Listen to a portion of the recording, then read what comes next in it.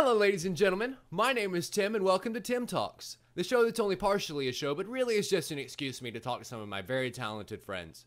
And speaking of talented friends, I have another one here with me today. He's one of the newest members over at Achievement Hunter, Jeremy Dooley. Hey, yo. What's up, How Tim? you doing, sir?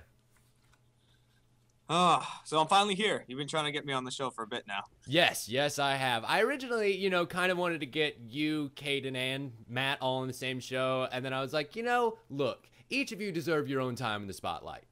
Oh, that's very nice of you to think such a thing. As misguided as that might be. Well, certainly I'm not alone in thinking so, because, otherwise you wouldn't be in Austin, because you came a long way to make that trip. You're originally from Massachusetts, right? Yep, I'm from a town that's just outside of Boston. I'm from Burlington, Mass, which is like just outside of Boston. Yeah, and everyone has their own horrible Boston accent. Yeah, so all right, I don't really have an accent here, but I do say wicked a lot. Oh yeah. As an adjective of just wicked smart. Awesome. This is wicked great. I've been trying to avoid that so much because if I say that, Caden's the first one to jump on it. Of course. That is one of the bad things about working in an office where everyone is just so free to make fun of you at any given point. You kind of become a little gun shy when it comes to some of your tendencies. Yeah, I just gotta be careful about what I say. Not that I'm gonna offend someone. It's more that they're gonna gang up on me. They are going to jump you the second. They are sharks, and as soon as they sense blood in the water, that's it. Yeah, it's rough. But then again, that's one of the things that makes that group really fun and really funny and able to do 8 videos in a day and still keep it fresh. Yeah, tell me about it. It really is. It's just working in an office with 10 of your friends or however many people are there now. It's like 15 full-time employees now or something like that. And then they've got you guys sectioned off in your own little corner for now, yeah? Yeah, so I'm in my office right now, which is it's in a totally different building, and they have adjacent. It's adjacent. It's all right. Yeah, yeah. You just have to walk like 10 feet to the door of the next building, but right. We're way in the back of it, and it's just a little section for me, Matt, Joel, and Adam, and we just share that office, and it's where we do our how-tos sometimes. But, right. Is that kind of how you got involved in doing those? That was going to be a later on topic, but since it came up now, that seemed to be kind of a golden calf for Joel and Adam, and then you guys came along. Was it kind of a matter of proximity, or did they like you a lot, or both? The whole thing with Joel was very weird because, we came down, me and Matt both worked with Achievement Hunter for about a week, just building Minecraft, helping pick up some slack while people were gone. Of course. And during that time, Geoff had asked if, how interested we'd be in possibly working there in the future. We said, of course, we'll come down if you need us. And so at RTX, a day or two before they hired us, we both went out to lunch with Joel.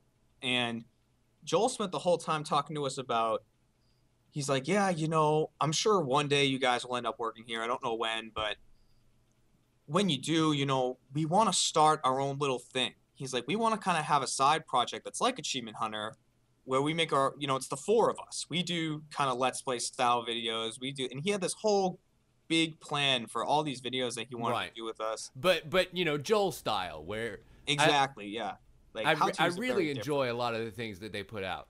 Yeah, and so he still does one how-to a week, which is, I think they could get away with 2. We have so many backed up in terms of how-tos. Let's Plays are usually recorded the week before. So, nowadays the how-tos we have them way out.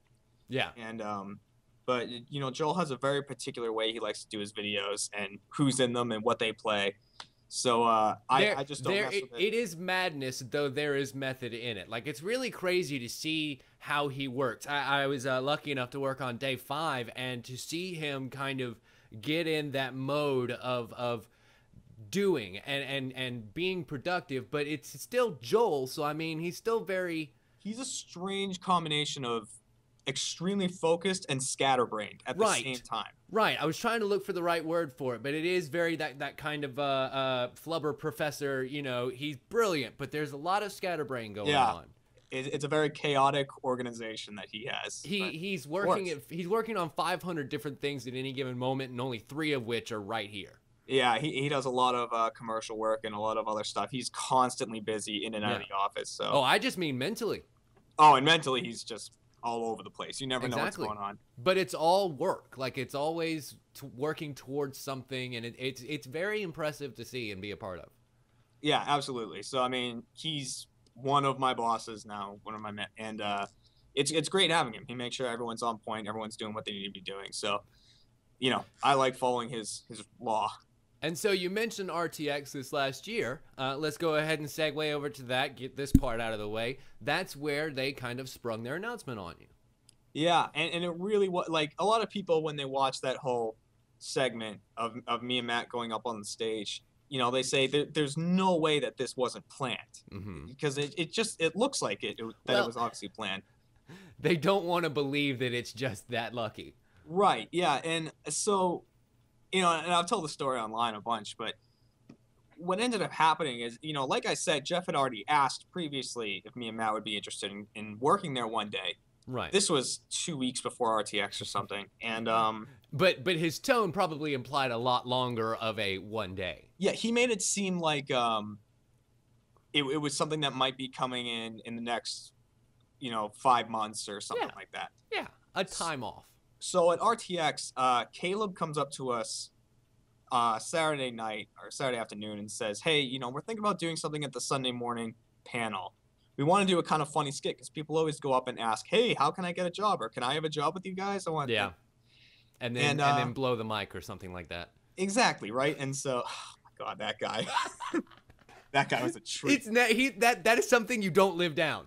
No, he's lived in infamy now. I mean, that was the question, the man who blew the microphone. But Sonny 88P, that Phillies fan who plucked the home run, and that guy. Never gonna live any of those down. That's it. I mean, if he wanted to make a statement, he sure as hell did it. Yeah. So I gotta applaud him on that one. But so Caleb said, you guys are gonna come up. You're gonna ask, hey, how can we get a job at Achievement Hunter?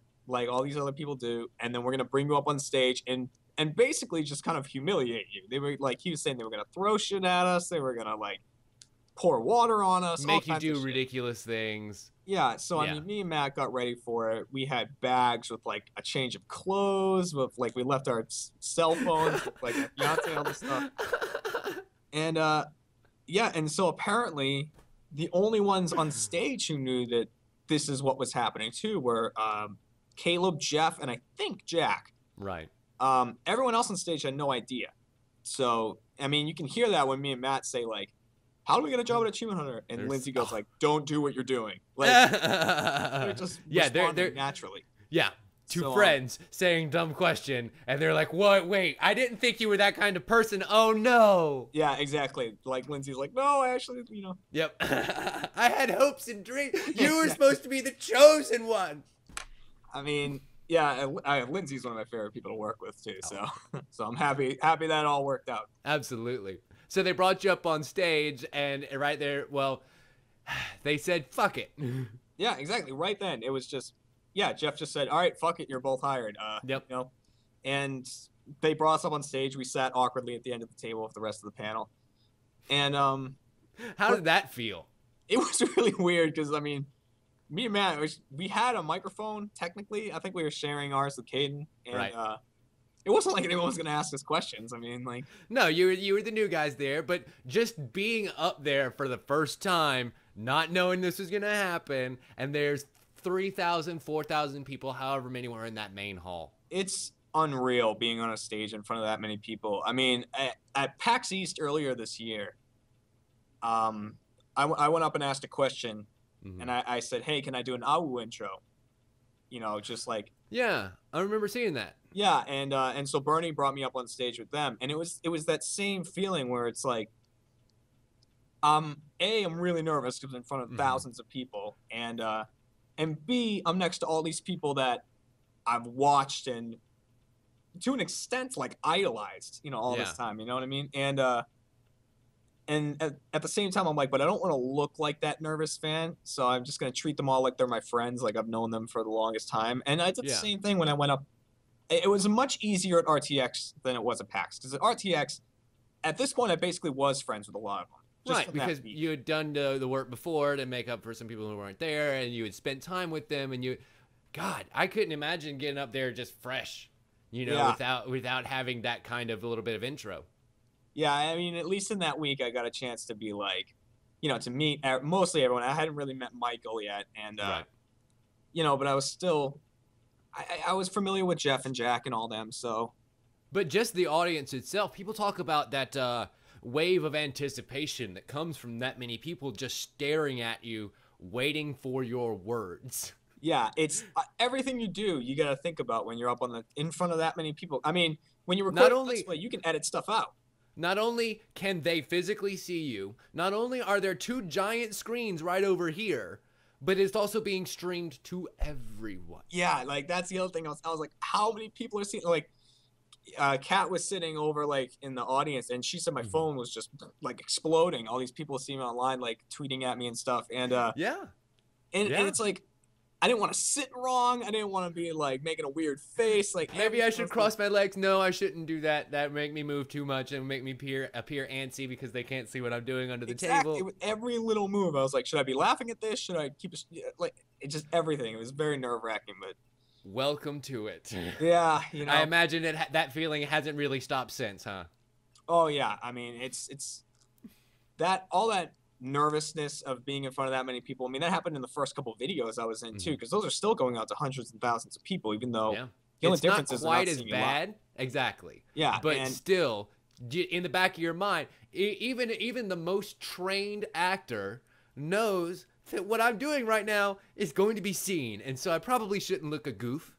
Yeah, but sometimes it's that looking a goof that works. I mean, Gavin. Yeah, exactly. I mean, like, I watch the videos sometimes. And I'm like, well, I kind of wish I didn't say that, or I wish I made this joke, and stuff like that. But yeah, it's gotten to a point where I'm just like, you know what? I'm just being myself. I said that because at the time it was funny. You almost can't do that to yourself.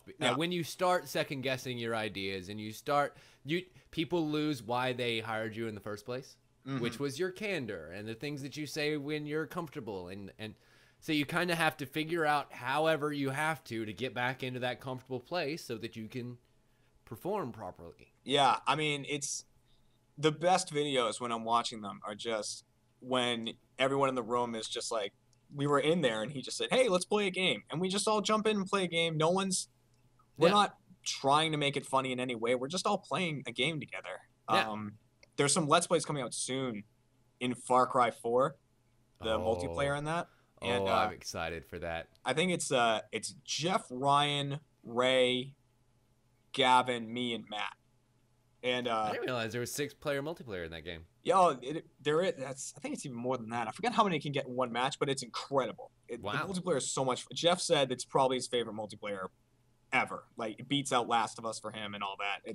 That's saying something. It's so much fun. So you'll see a lot of Let's Plays on that soon. And that was just a great example of, we just hopped on teams. It was like me, Gavin, and Ray, versus Geoff, Ryan, and Matt, and we just played and had a great time, and the video was hilarious. I remember the Tomb Raider ones that came out a while ago.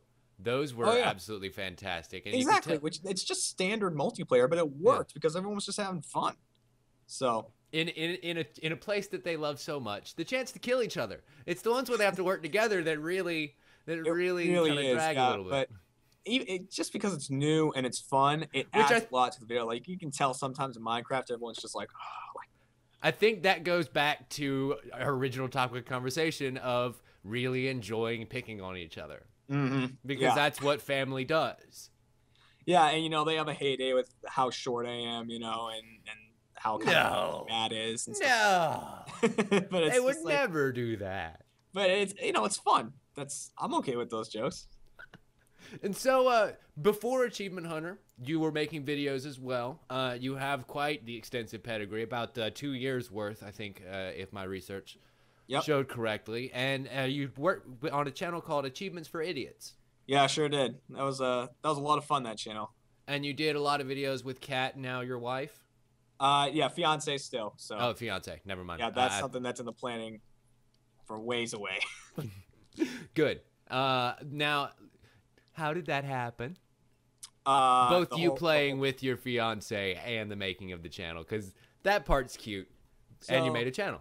I can start with the fiance thing. That me and Kat met when I was 14. And that's when we started dating. Wow.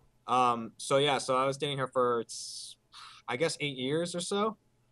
It's been 8 years now, so maybe it was 7 at the time, but so it was December of last year, when in Boston they put up Christmas lights, and so the first time I knew a snowstorm was coming in, I took her into Boston. So there was the snow and the lights and everything, and then I proposed to her in Boston in the Boston Common. So, you know what? I do. That story is so sweet. I do. Yeah, I mean, it worked out. She knew it was coming, so it's not like I sprung a big surprise on her or anything. But yeah, it was a long time coming. Knocking shit over. Yep. But as for the channel, Achievements for Idiots was originally an idea I was going to pitch to Caleb, an idea for an original series. I wanted to make kind of a show where we would get the easiest achievements in the game, but make a very extensive guide on how to do it, and it would be called Achievements for Idiots. But like getting off the boat in Grand Theft Auto 4, or changing weapons in ODST. So, when I decided to kind of scrap that idea, I really wanted to get into making Let's Plays because, everyone on YouTube, there's a lot of people on YouTube doing it, and a lot of people getting noticed for it. Mm-hmm. And, I thought I need some training in this, not just community videos. And well, it's one of those things that it does provide good practice. Because you can churn them out on a fairly regular basis. They're not incredibly hard to produce or expensive at all. Exactly. All you need is a decent quality microphone and fraps, which is free. Yeah. Or, or a capture card using a console, right? Exactly. Which, of course, I was using a console a lot. We eventually moved over to the PC games because there's so much more variety there. And there really are. Yeah. That still stands to this day. But that we're not having that debate right now. I know, that's a debate I don't even want to start on. But, it was just me and my friends. I noticed that when we played games together, we'd laugh so much at what we were doing, just the dumb jokes we were making. I was like, you know what, we could record this and just start putting it out there. And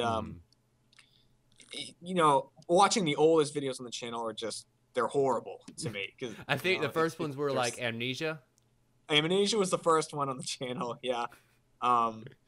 Which are just, the Amnesia things are long and drawn out. There's a couple jokes here and there. I mean, it's still kind of funny, but it's really interesting to go back and see the growth. The first one for me was Antichamber, which I noticed was also on your channel. Oh, yeah, I'm playing Antichamber. That was one of the first games that I found around the time where I was looking to start the channel, that I was like, okay, this is interesting enough that somebody has to watch me play this. That's a weird game. I mean, it's a really good game. I like how much it makes you. It's fantastic. I absolutely like. Did you get all the way through it? No, no, I didn't. I mean, I played quite a bit into it, and it gets uber trippy and weird. Yeah, and I loved it. I loved every freaking second of it.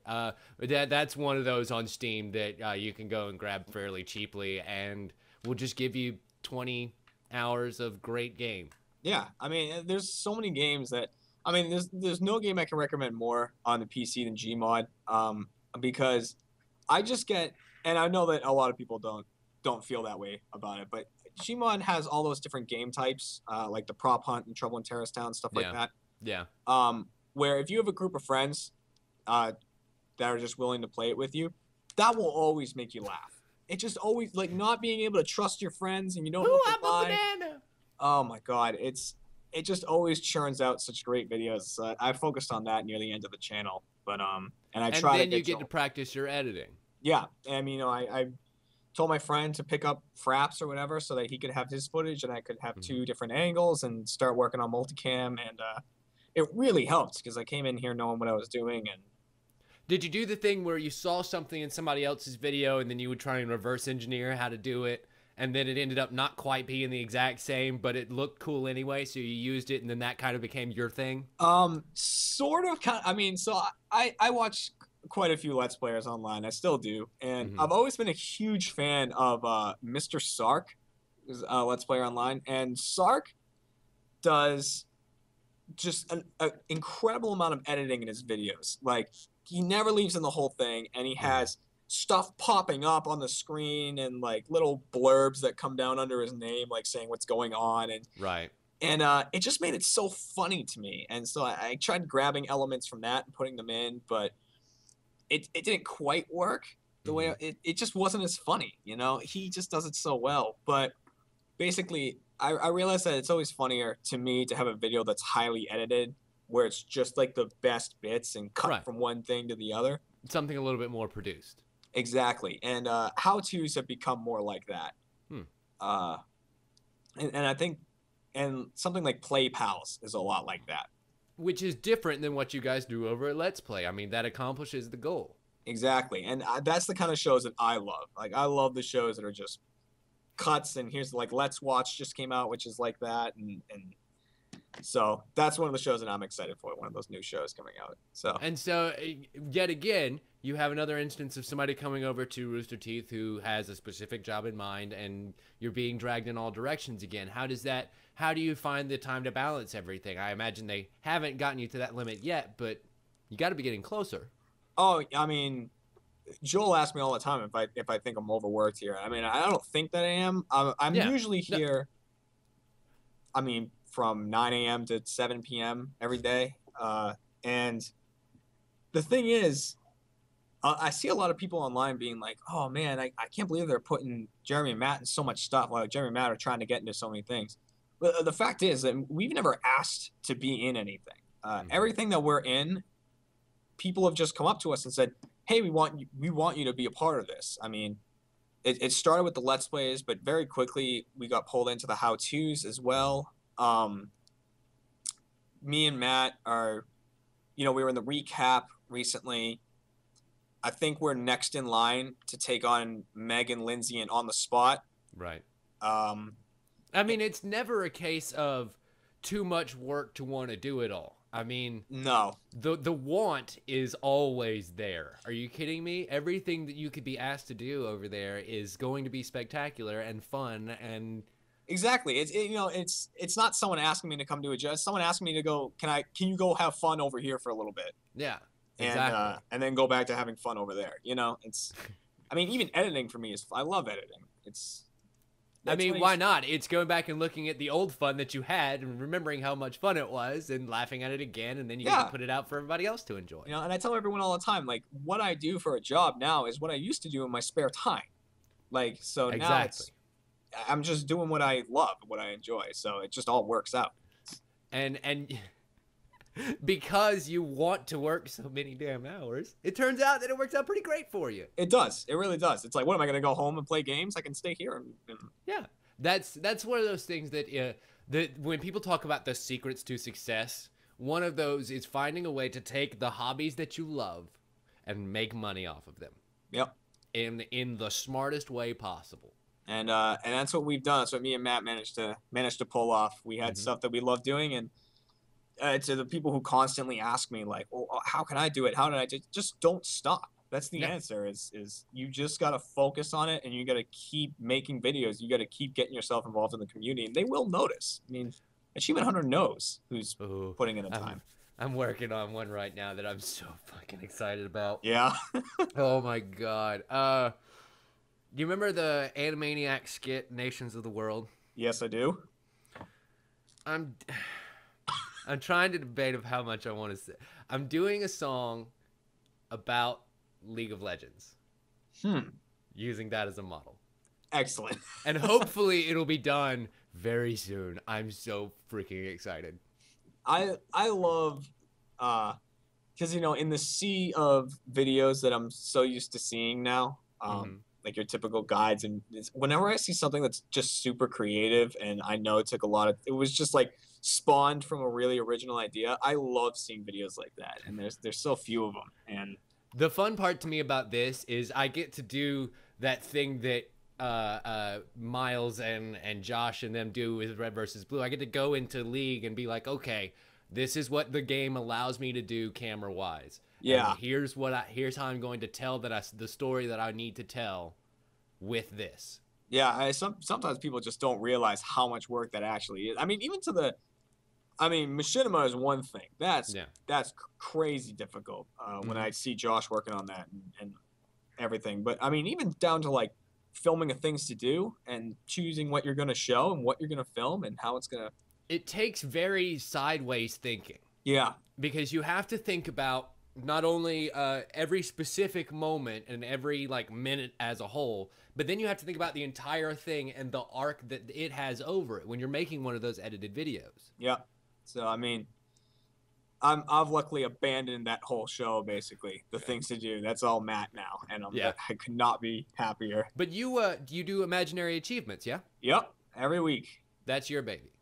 That is, yeah. I mean, that had 31 episodes on the community channel before it came over to the main channel. Mm-hmm. And man, it's a tough show in the fact of like you need to walk that line of what's going to be a good idea that's going to be fun to watch, kind of challenging, but not impossible. Right. And everything needs to follow that standard. But what's great is I have the whole community to just constantly feed me ideas. And unfortunately, like 60% of them are in GTA or say something like complete Mass Effect without using any weapons. It's like I'm not gonna make I'm not gonna play the whole game of something to make a 2-minute video. An achievement like that, like an imaginary achievement, but that actually is an achievement, is one of my favorites, and unfortunately, it comes from Halo. It's the one where you have to jump from the cliff and get an assassination on somebody without dying. If they came to hear me beg. That's the one. That's the one. Yep. That exactly. Right there is kind of the quintessential video-worthy achievement. Exactly. And I love achievements like that. That's why I made the show, is because games they were starting to lose like these fun achievements. I mean, like Far Cry just came out and it has achievements like that too. Like assassinate someone out of the helicopter. Like just stuff you wouldn't normally do, you know? Yeah. And yes. Those are my favorite achievements. It seems to me like a waste to put them at story checkpoints and, you met this character, you plugged in the game, you installed the game. Yeah, it's like, thanks. Quit giving me points, make me earn points. Yeah, all I wanted was, making it a video in the Far Cry video was great for me because that was the first imagination was in Far Cry 3.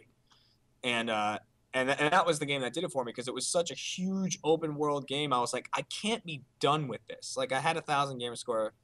And I was like, there has to be more that I can do. I wish there was more gamer score, get more challenges. And so that's when there's just so many mechanics to the game, so many fun things to do, but there's no goal to reach with it. Exactly. And so I thought, you know what?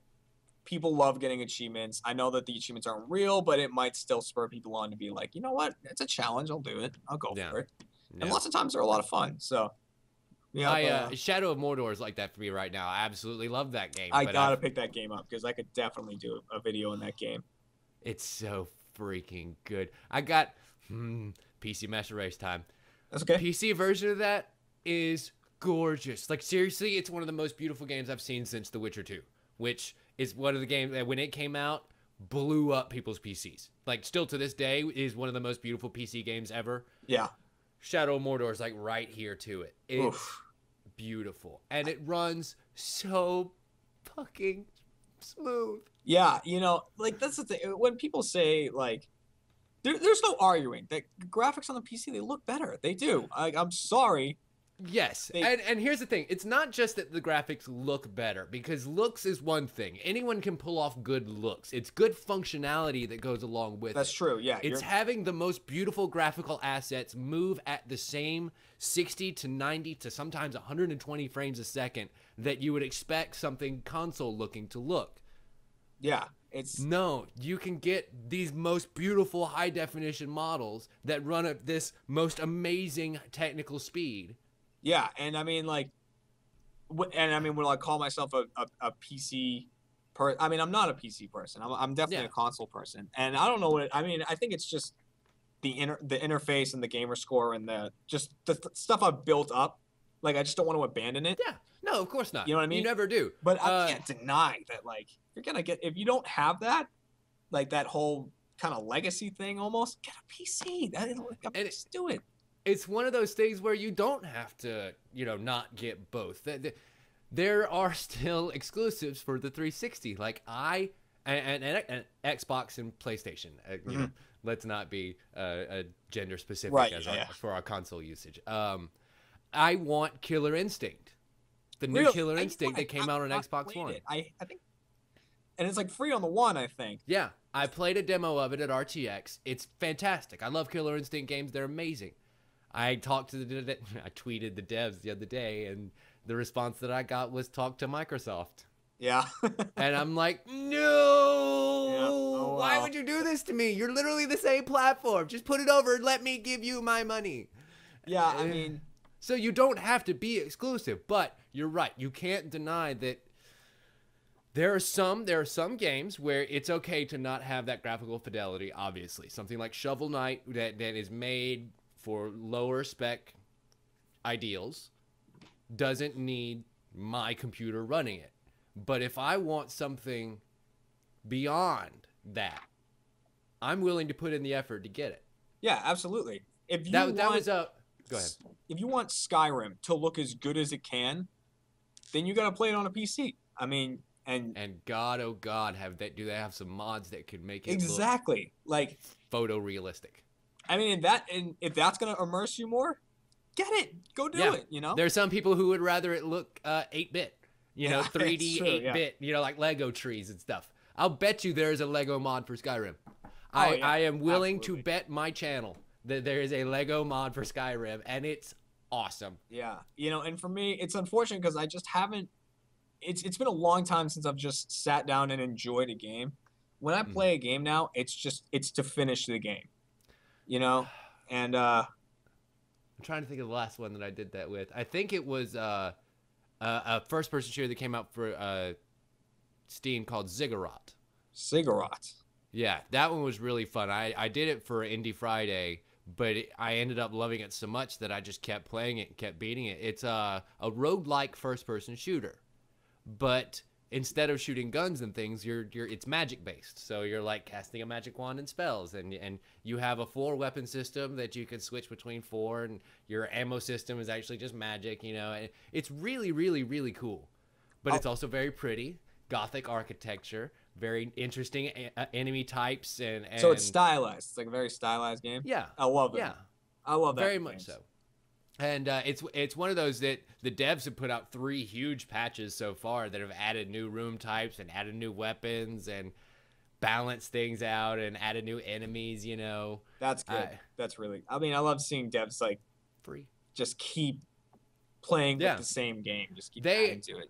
They were so awesome, Milkstone Studios. I'm going to give them a huge bump because they were so awesome. When I asked them for some way to be able to record the music by itself without sound effects, not only did they create and give me a soundtrack, but they also added the slider function into the game. They did both. Wow. That's crazy. That's what all devs should be. Just so incredibly supportive of people who love what they do. I don't expect anything from them. I loved their game, so I want other people to play their game because it's awesome. Not because they gave me a soundtrack of fantastic music, by the way. Seriously, it's music that I do listen to. It's really good. But that's beside the point. I would have done it even if they had. I would have figured out a way to have the music be what I was in the middle of figuring out a way to have the music just be what it is and deal with it. Yeah. But then they went out of their way. And and I get that if you have a big AAA game that millions and millions of people are playing, you can't listen to everyone. You can't do that instant feedback on everybody. But there's been so many games recently that have just had a flurry of issues and just aren't what was originally promised and all kinds of stuff like that. It's just a constant problem right now. So I'm hoping. What are you guys playing at the office? What's that? What are you guys playing at the office? I'm pretty sure everyone's playing Far Cry right now at the office. It's the one game that's come out. The Destiny phase is over? Oh, yeah. That was over very shortly after it began. Destiny fell off really quick, unfortunately. That game had its issues. It had a lot of them. It did. That was the game. I felt bad, too, because I had my complaints about the game. So did everyone. But everyone just kept playing it. There was something about it that it was so playable, even though you had these issues with it. And it's the same problem that you had getting rid of the Xbox. Once you've gotten to level 30, once you've put in that much time, or level 20, I think it was, before you had to start doing other stuff. Before you had to start the grinding of. Once you put in that much effort, what do? Yeah, it's like, and so once you've sank 3 months into a WoW subscription. Sorry about that. We were talking about how hard it is to leave behind a system or a service once you've been subscribed to it for so long, like World of Warcraft. Once you've paid for 3 months of that, it's kind of hard to leave it behind. Yeah, I hear you. It's a legacy thing. You just want to stick to what you know. You don't really want to abandon a whole track and move on to something new. But what are you gonna do, really? Yeah. And so, well, I think that brings us to the point in our show where we're gonna go inside the Actor Studios version of the questionnaire. I love doing this so much. I've actually made my own reappropriated version of the original questionnaire, and it goes a little something like this. Jeremy, what's your favorite word? My favorite word? I'm going to go with, I'm going to change it up. I'm going to say nonsense. Okay. I like just saying that when someone says something that's clearly true. Throwing that one just out. Nonsense. Just being, but the more belligerent you can say that, the better, I think. What's your least favorite word? Least favorite word? Moist. It's yeah, I know exactly what you mean. There's too much going on that I don't like in that word. It's not even the meaning. It's just the word itself. What sound or noise do you love? Other people laughing. Like if there was a video online that was just a bunch of people laughing one time, like in really weird ways, and it killed me every time I watched it because like just hearing other people laugh makes me laugh. I'll bet there's no shortage of that at the office. No, people are always laughing around here. Oh yeah. Now you got me thinking about an entire YouTube video of people laughing. That sounds really funny. Yeah, it's just they each have weird laughs and like. Have you seen some of the remixes that people do of like Geoff laughing during the fails of the week? And putting them like over Full House. Have you seen those videos where like no, I haven't put Geoff's laugh into the laugh track of like an episode of Full House? It's phenomenal. I have to go and find this now. Yeah, go watch it. Thank you for telling me about that. What sound or noise do you hate? I hate the sound of babies crying. Not my baby, not that I have one, but when I do, like I'm gonna be like, yeah, all right, you're my baby, so I can't be that mad about it. But when it's someone else's, like, I get it, it's a baby, it cries, but it's like you just want to. I mean, it literally doesn't help that it's designed that way. That's all a baby does is just like. It's gonna be a functioning human sometime, but I mean, it's the same thing with a dog. Like if a dog wants something or is upset about something, it's gonna bark. It's like, shut up. Like I get that you have something's wrong. You just want to tell that baby stop it. Yeah, just stop it. It's more irritating with a baby because the dog will never talk. The baby will one day talk, and it's like you can't smack a baby on the nose with the newspaper, as it turns out. No, you can't. People look at you. Not anymore. Because of you, there are now 3 new laws in the state of Nebraska. Yeah. No newspaper in your young one. What hero or heroine do you identify with the most? Wolverine. Because Wolverine's the only superhero I could ever cosplay as. Oh. Anyone else, I would look ridiculous because I'm far too short.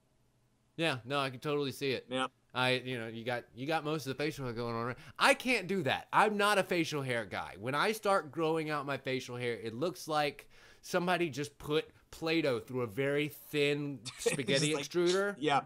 Yeah, no, it's terrible.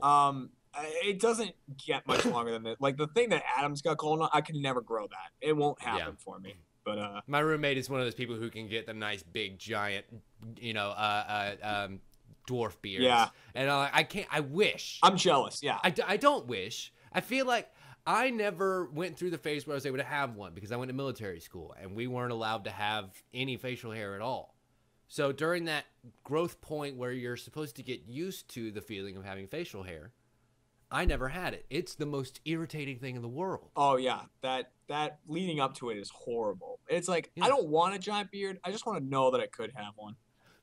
Fair enough. Yeah, you want to be secure in the knowledge that if you really wanted it, you could blow hard on the back of your thumb. Boom. Yeah, They'd be great. I wish I could do Right? What villain do you identify with the most? I'm gonna say from Spider-Man, I'm gonna go with Mysterio because there's nothing special about him. Like, he has no superpowers or anything, and all he does is just smoke and mirrors to make him seem more flashy. So did you secretly want to be a magician? it's not even that I Or a want to be a special magician. I effects just guy? want to be a fucking liar. Like, Do you just want to blow shit up? Is that what you want to do? yeah, I just want to be like, look what I can do, and everyone's like, you didn't really do that. I'm like, all right. Did you ever get a chance to come by Studio 2 and check out the special The effects laser team stuff, I'm not, and I really need to get over there and see what's going on. When I was still working fabrication, they had a big rig truck specifically outfitted for the special effects team. I think it might have been their truck that they bring in with all of their equipment and stuff. This big rig truck is lined on the inside with an entire workstation, benches, saws, drills, everything you could possibly need, drawers and cabinets as far as the eye could see of any kind of accelerant, wires, things to make things go boom, fizz, bang, burn. That's what Mysterio would have. He would have that truck. See, and that's why I identify with him. And it was one of my favorite. Like, I felt like the kid in the candy store, just. I want to touch everything in this vehicle. Yeah. But if you do, it may be one of the last things you touch with that finger. Go out with a bang. What would be your superpower? Gonna be stereotypical. I'm gonna say flight, just because, especially after moving to Austin, traffic is so just horrible. I would love to just walk out my door in the morning and be like, see ya. Listen, there's just so much damn utility. Yeah.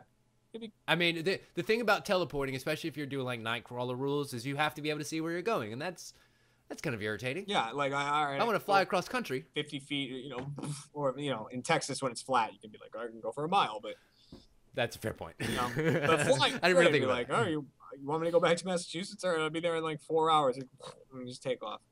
Exactly. Wear a coat, you'll be fine. What would be your super weakness?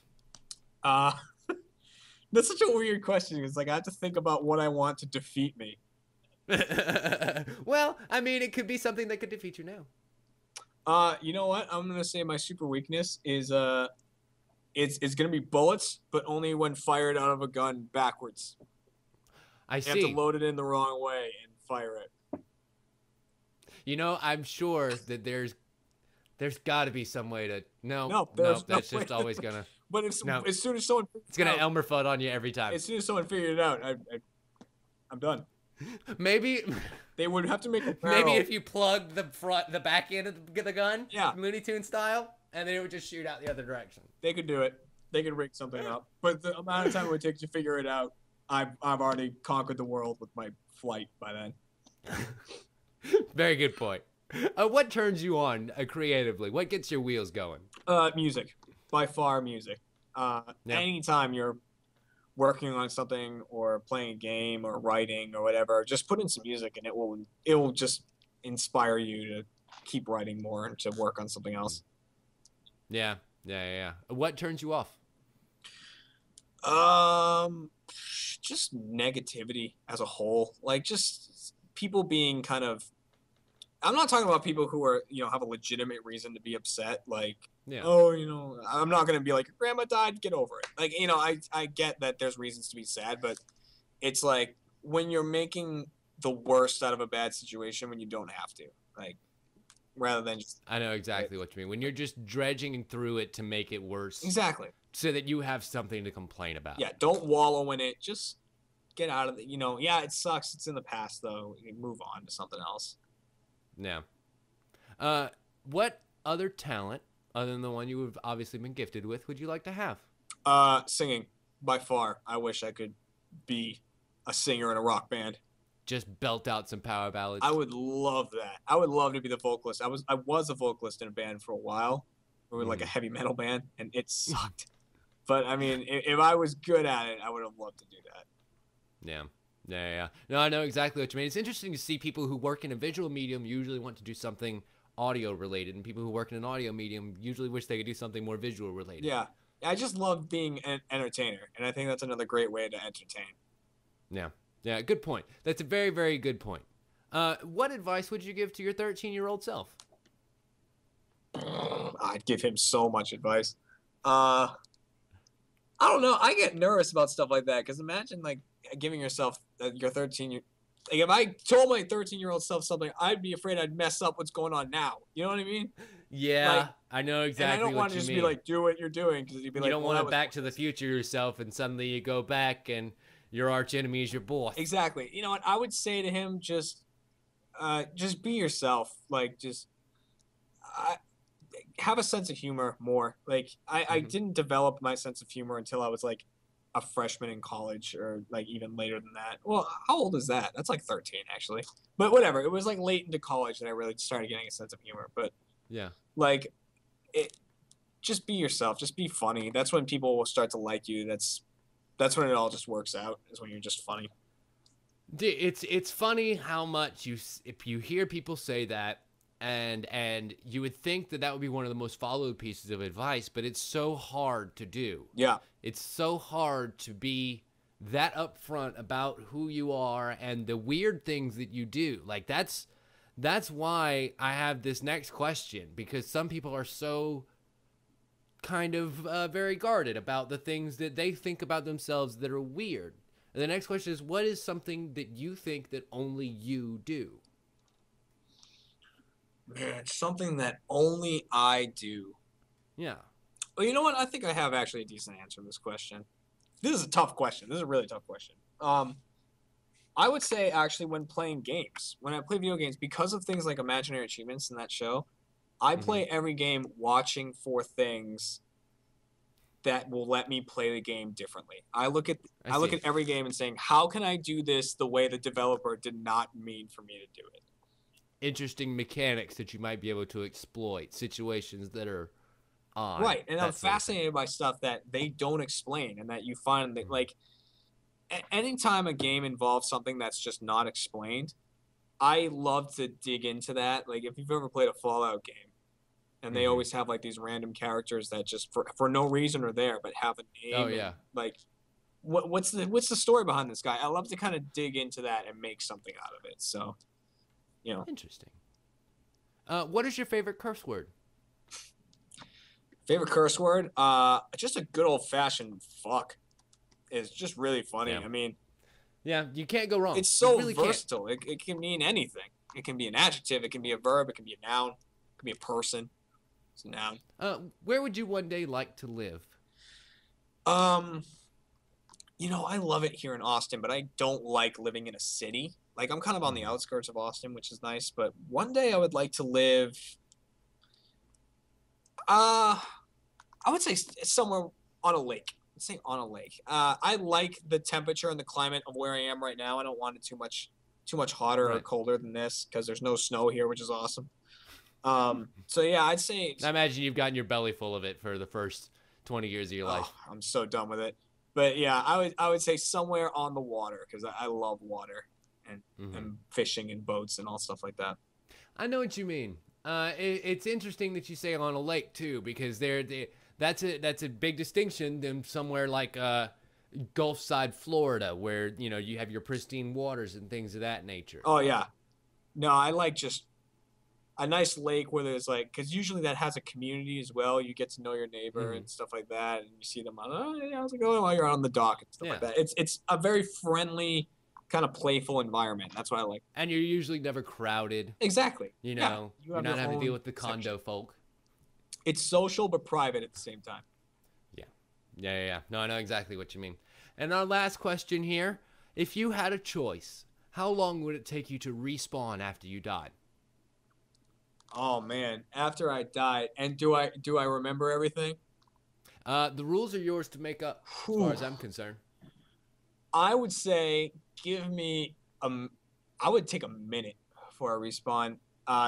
And thinking about a lifetime of a person, that's not a long time really, but it gives me a chance to sit there and be like, man, like, all right, I gotta rethink what's going on here. Well, that was weird. I'm sure that would bite me though, like, because if I knew something that I had to really quickly do, like, and I just died in the situation, I'm like, I died, like, I got my minute, but. Oh, I'm pressing X so freaking hard, I just can't. No, yeah. It would give me a minute to just be like, you died, Jeremy.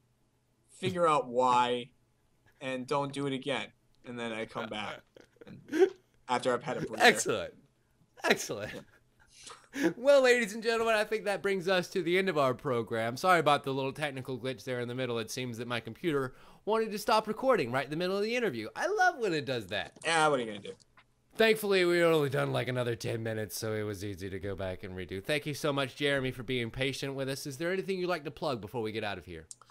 I would plug, youtube.com/Let's Play. Go there for the best gaming videos you're gonna find. And yeah, buddy. I'm gonna throw out twitch.tv/roosterteeth, because right now it's only Ray streaming on there, but we're trying to get a lot of people, including myself, streaming as well. He is really pushing that front. Mm-hmm. And it's been awesome to see that develop. Yeah, and I mean, he's in charge of that channel, and it's open to anyone in Rooster Teeth. It's just no one in Rooster Teeth to step forward and said they wanted to use it. So, not yet, but it's gonna be one of those things where once they see like 3 and 4 and 5 and 6 people having a good time and being successful doing it, everyone is going to just swarm it. Yeah, so I'm gonna try and get some stuff going on there. Maybe grab a few people from Achievement Hunter and play some Gmod or something live, and it'll be fun. So watch that Twitch stream, follow it. Excellent.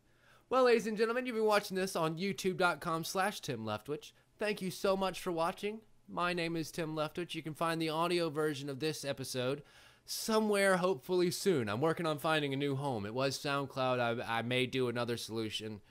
I'm still really working hard to try and get it on iTunes somewhere, but that's a work in progress, so bear with me.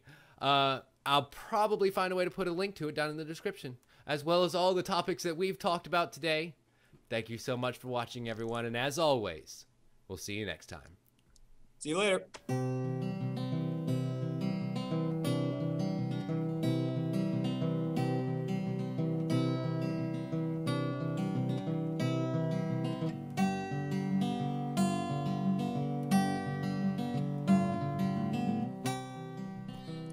All right.